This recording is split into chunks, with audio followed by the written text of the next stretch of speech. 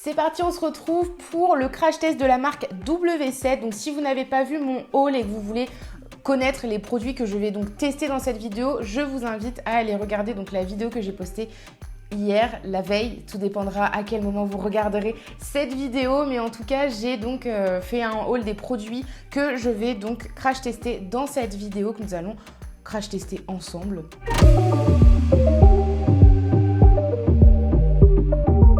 Pour rappel, la marque W7 est une marque de dupes, de marque de luxe, c'est-à-dire qu'ils vont reproduire, faire des dupes de produits cosmétiques de beaucoup de marques à des prix très minimes. Je crois que le produit le plus cher que j'ai ici, enfin il n'y a pas un produit qui m'a coûté plus de 10 €, j'en ai eu pour 26 € en tout quand j'ai passé commande. J'ai commandé sur le site Maki Beauty que je vous ai mis en description et puis de toute façon je vous fais afficher au montage un petit peu à droite à gauche les noms des produits et les prix que j'ai payé. Mais si vous voulez retrouver ces produits, vous les retrouvez donc sur le site Maki Beauty. Sinon vous en avez d'autres, n'hésitez pas à me donner d'autres sites sur lesquels vous commandez en règle générale ce genre de produits. Je tiens également à préciser que malgré que les produits ne soient pas labellisés cruelty free, ils le sont. La marque W7 ne teste pas sur les animaux, c'est noté sur leur site internet, sur leurs réseaux sociaux, enfin bref, ça a été certifié, on va dire. Le premier produit du coup c'est un élixir mat, donc c'est une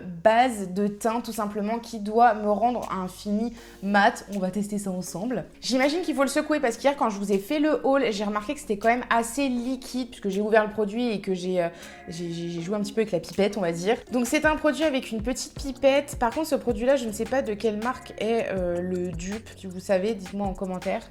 C'est très... Ah, ça coule. C'est très liquide. Ouh là là. Ouh.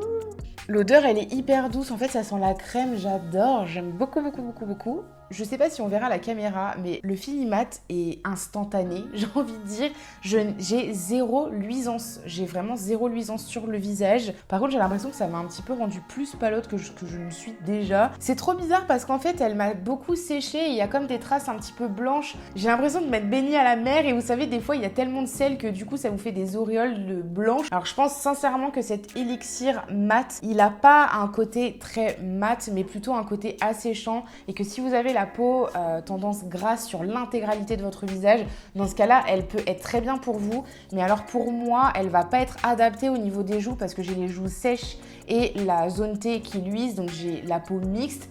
Donc pourquoi pas à mettre au niveau de la zone T, mais au niveau de mes joues, il faudrait que je mette quelque chose de beaucoup plus nourrissant.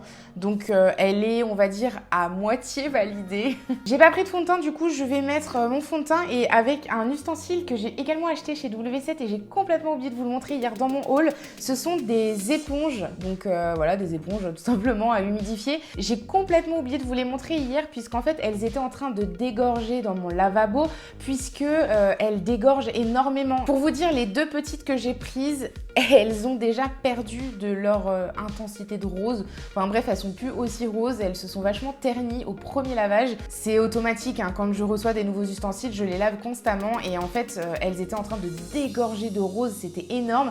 Donc je les ai laissées dans mon lavabo et j'ai complètement oublié de vous les filmer pour le haul. Mais bon, je vous les montre ici. Donc j'ai pris deux petites pour l'anti-cerne et pour que ce soit un petit peu plus précis sur certaines zones du visage. Et j'ai pris également une grosse avec le petit cul arrondi et elle a une petite pointe ici pour que ce soit un petit peu plus précis. Donc bon, on va tester les deux. Je vais mettre mon anti-cerne de chez Catrice. Je ne vous apprends plus rien, c'est mon préféré de tous les temps. Pour les personnes qui commencent vraiment à me connaître, vous savez que je suis pas trop blender pour appliquer le fond de teint, mais voilà, j'avais vraiment envie de les essayer, leurs éponges. Hein, en 2 temps 3 mouvements, le fond de teint est appliqué, mais ça m'a tellement absorbé de matière que du coup, voilà, j'aime pas trop appliquer le fond de teint à la Beauty Blender. Mais franchement, elle est hyper souple dès la première utilisation. Après, est-ce que c'est parce que je l'ai laissée pas mal de temps sous l'eau pour qu'elle puisse bien dégorger la couleur, je sais pas du tout, mais en tout cas elle est hyper souple. Il y a des éponges en règle générale, elles sont quand même assez dures aux premières utilisations et en fait c'est à force de les laver qu'elles vont s'assouplir, mais là elle est déjà hyper souple. Son gros défaut c'est qu'elle est bourrée de colorants bien évidemment puisqu'elle dégorge vraiment énormément, mais elle est pas mal du tout. Je vais essayer le petit côté pointu au niveau des arêtes de mon nez parce que j'ai trop envie de tester les petites pour mettre mon anti-cerne. elle est trop souple. En fait, elle est tellement trop souple qu'elle va pas vraiment... Enfin, le côté pointu, il s'aplatit énormément, ce qui fait que c'est pas du tout précis, en fait, finalement. Donc, c'est bien qu'elle soit souple, mais elle l'est un petit peu trop, finalement. Je vais appliquer mon anti-cerne. J'en ai presque plus. Oh non! Ça fait longtemps en plus que je l'ai pas mis, celui-là, c'est un de chez Sephora. C'est génial, les petites éponges, c'est la première fois que j'en utilise. Les petites éponges, c'est génial, c'est hyper précis. J'adore. Ah bah je vais les utiliser tout le temps. Hein. Bon, franchement, les éponges, nickel, je dirais qu'elles sont vraiment top. Celle-ci pour appliquer le fond de teint, elle est vraiment géniale, elle est hyper souple dès la première utilisation, enfin dès la première fois que vous l'humidifiez. Celle-ci un petit peu moins, mais franchement, elles sont très très bien. Elles sont pas dures, hein, mais elles sont quand même bien souples. Elles sont correctement souples. Ok, donc j'ai poudré mon teint, fait mes sourcils hors caméra parce que je n'ai pris aucun produit de ce type chez W7. On passe maintenant au fard à paupières, donc avec la palette Nudification. Je vous l'ai présenté hier dans mon haul avec des swatchs. Donc si ça vous intéresse d'avoir le swatch de tous les fards à paupières, n'hésitez pas à aller regarder mon haul. Je vous les ai tous montrés. Et donc cette palette, c'est tout simplement la dupe de la Nude de chez Too Faced qui est sortie l'année dernière, si je me souviens bien.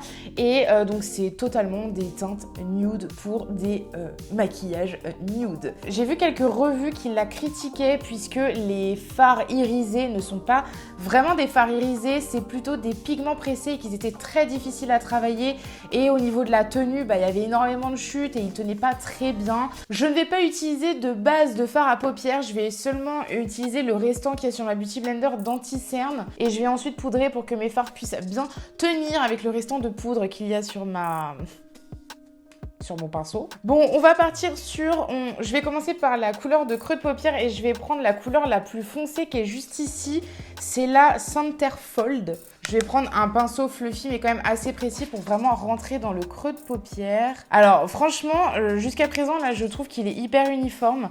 Il se travaille super bien au premier dépôt de pinceau, on va dire. Il s'étire très bien, il est très uniforme, le dégradé, il se pose mais hyper délicatement. Je pense que tous les fards mat de la palette doivent être pareils. J'espère, parce qu'en tout cas, celui-ci, je trouve qu'il se travaille vraiment très très bien. J'ai aucun souci en tout cas. Maintenant, je vais prendre une couleur de transition et je vais partir sur la Understone. Donc, c'est la deuxième plus foncée qui est juste ici pour pouvoir faire la couleur de transition. Franchement, elles sont hyper bien. Hein. Je sais pas si vous voyez bien la caméra. En tout cas, pour l'instant, les mats, ils sont vraiment bien. Enfin, j'en ai essayé que deux. Je vais en essayer que deux parce qu'après, là, je vais partir sur des couleurs irisées. Mais, ouais, les mats, en tout cas, je les trouve vraiment super. Bon, j'ai fait mon dessous de l'œil avec exactement les mêmes couleurs que j'ai tout simplement reportées en dessous. Et puis maintenant, je vais tester donc les irisés. Je vais en prendre deux, comme ça je vais faire un dégradé d'irisés. Donc je vais en mettre un aux 3/4 vers l'avant et un au milieu. Et je vais partir du coup sur la couleur... Je ne sais point. Je vais partir sur la couleur Warning qui est juste ici. Donc c'est un beau doré. On va essayer avec un pinceau plat. Ah ouais, on a beaucoup de mal à le décrocher et il n'y a pas beaucoup de matière qui vient sur le pinceau plat. C'est beau mais c'est des pigments, c'est pas un fard en fait, on voit encore la couleur de ma peau en dessous. Je vais tester au doigt pour voir parce que quand on prélève avec le doigt en règle générale c'est beaucoup plus pigmenté, donc on va tester. Alors c'est en effet bien plus pigmenté. Bon c'est à travailler avec le doigt au niveau des pigments, c'est pas à travailler avec le pinceau parce que c'est très galère. Et avec mon petit doigt du coup je vais venir prendre la couleur Earth qui est juste ici, donc c'est un doré mais beaucoup plus clair et je vais venir l'appliquer donc ici. Ah, je sens des chutes. J'ai des chutes de paillettes. Ils sont pas incroyables hein, les fards. En fait, ils sont très très beaux, genre vraiment ils sont magnifiques, ils vont super bien avec les mats de la palette. Au niveau des coloris, Too Faced, vous avez très bien travaillé. Mais W7...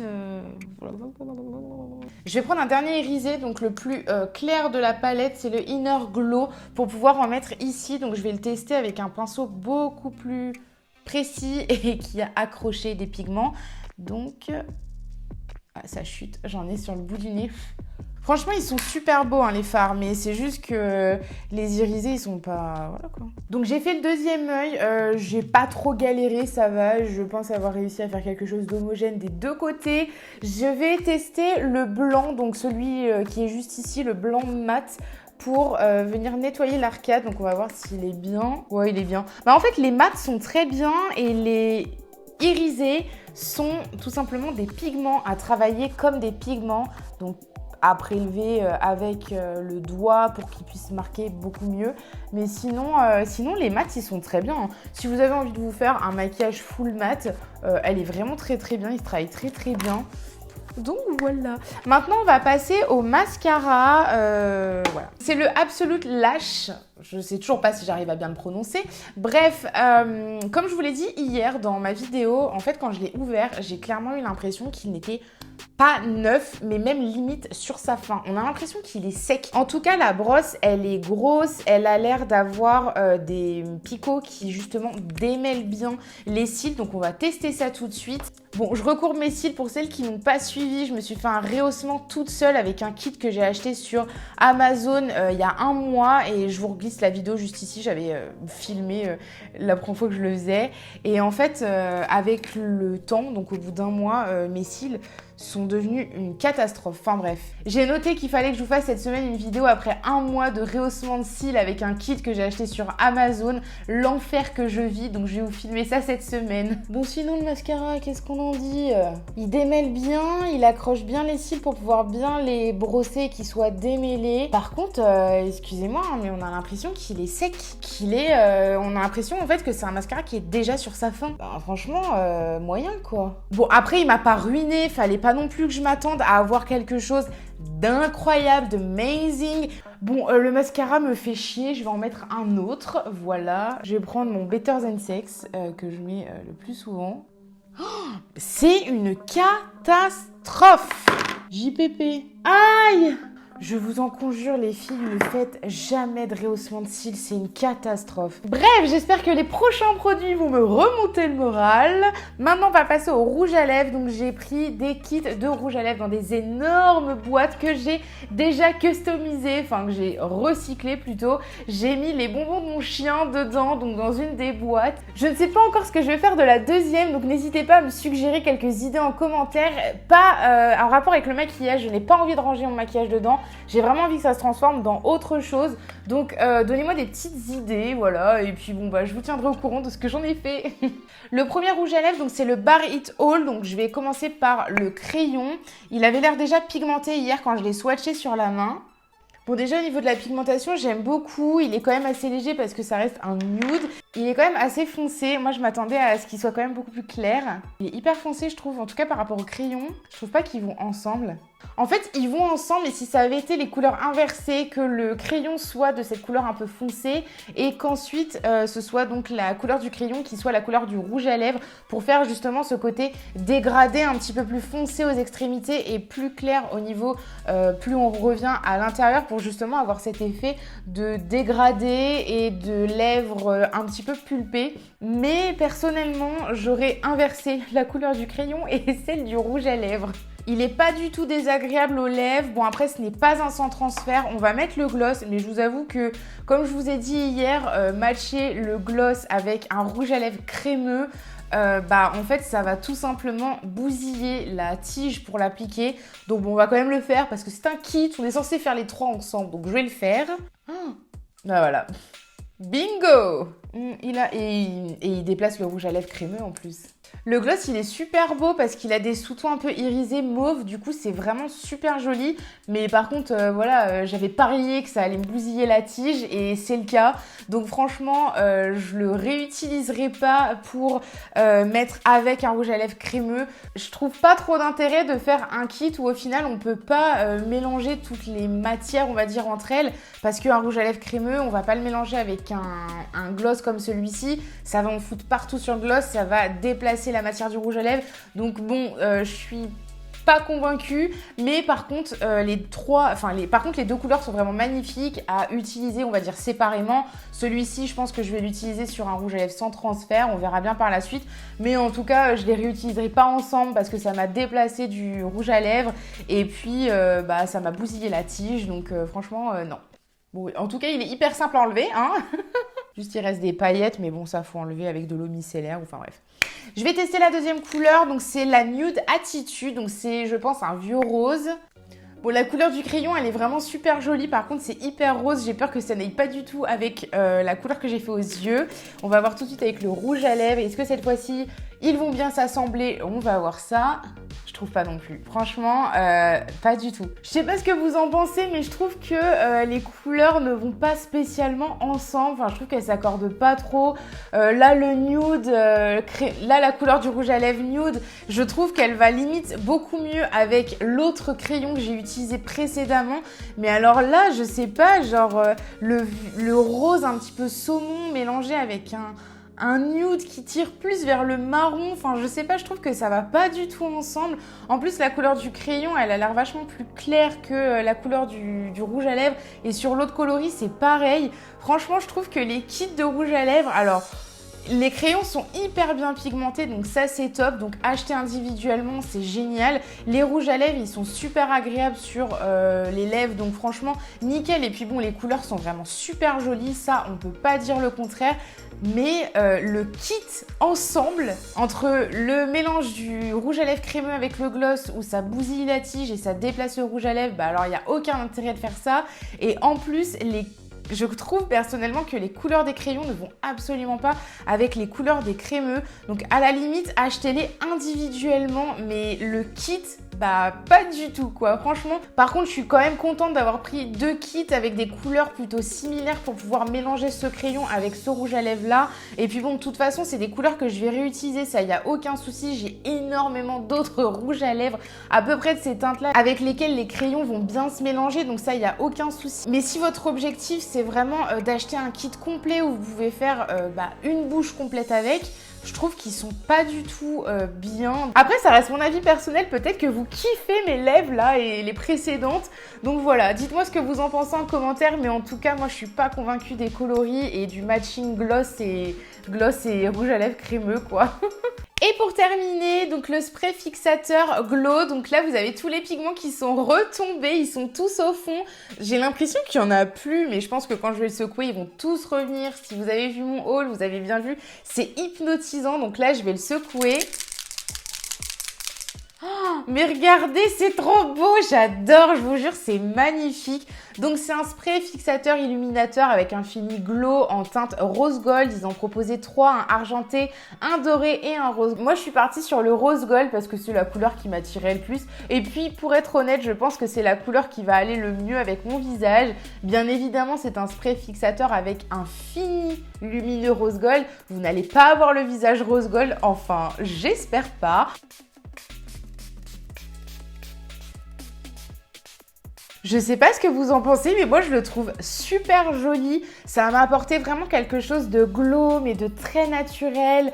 Et ils se font super bien avec la couleur de mon maquillage que j'ai aujourd'hui, un petit peu dans les teintes rose, marronné, nude. Donc franchement, j'adore le fini, il est vraiment hyper naturel. Et je n'ai même pas mis d'highlighter. Pour vous dire, là je viens d'y penser, j'ai complètement oublié de mettre de l'highlighter. Et franchement, même pas besoin d'en mettre, sauf si vraiment vous avez envie de briller de mille feux. Mais il n'y a aucun souci, vous faites ce que vous voulez. Mais je trouve que là, pour un maquillage quand même assez nude et naturel entre guillemets, franchement, je trouve qu'il suffit largement. Franchement, il est validé de fou, j'adore. Le crash test, il est terminé. Je suis pas déçue, on va dire, de la marque W7 parce qu'il y a quand même des petites pépites que j'ai pu trouver. Mais il n'y a qu'un seul produit qui est ressorti où pour le coup, je suis satisfaite à 100%. C'est le spray fixateur Gold. Les autres produits, il y a du top du flop dans chacun des produits. Ils ont tous quelque chose de très bien et ils ont tous quelque chose de vraiment pas bien du tout.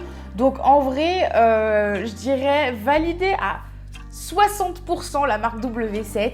En tout cas, je ne m'avoue pas vaincue, je recommanderai chez vous parce que voilà, les petits prix ça attire et que en soi vous faites de bons produits, mais peut-être à acheter individuellement pour certains, si vous voyez ce que je veux dire. En tout cas, j'espère que ça vous aura plu. Si ce n'est pas fait, abonnez-vous pour pouvoir voir la suite de mes crash tests parce que bientôt je vais vous sortir le crash test de la marque Action. Et si tu regardes cette vidéo que le crash test est déjà sorti, je te glisse la playlist juste ici, il sera dedans avec tant d'autres crash tests que j'ai pu faire à petit prix. N'oubliez pas de me rejoindre sur mes autres réseaux sociaux et je vous fais plein de gros bisous et je vous dis à la prochaine.